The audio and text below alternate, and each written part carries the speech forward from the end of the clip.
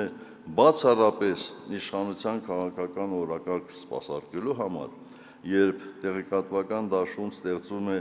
ակնհայտ անհավասարություն եւ տարբեր մեթոդներով սահմանափակում է այլընտրանքային կարծիքների տարածումը,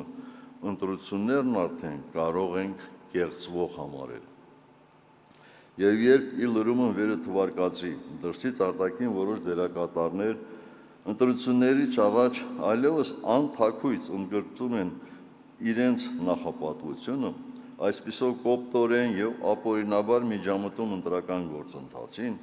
հոգուտ գործող կառավարիչների,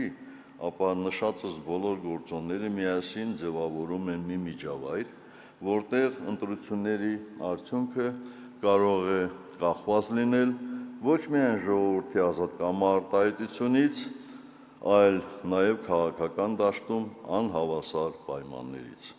Այս ամենից հետո հարց եմ տալիս, բա կեղծումն ինչպես է լինում, եթե ոչ այսպես։ Հետևաբար խնդիրը միայն ընտրությունների օրը չէ։ Խնդիրն այն միջավայրն է, որը ձևավորում է միջև ընտրությունները։ Ուրեմն այստեղ լրջորեն մտածելու եւ մտահոգվելու բան կա։ Այստեղ ցանկանում եմ կարևոր մի հայտարարություն անել, եթե impeachment այնուամենայնիվ տեղի չունենա,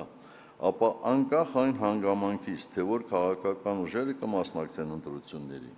եթե գործող ռեժիմը անհավասար պայմաններում վարչական ռեսուրսի չարաշահմամբ եւ անընդունելի այլ մեթոդներով դարձյալ կզավթի իշխանությունը,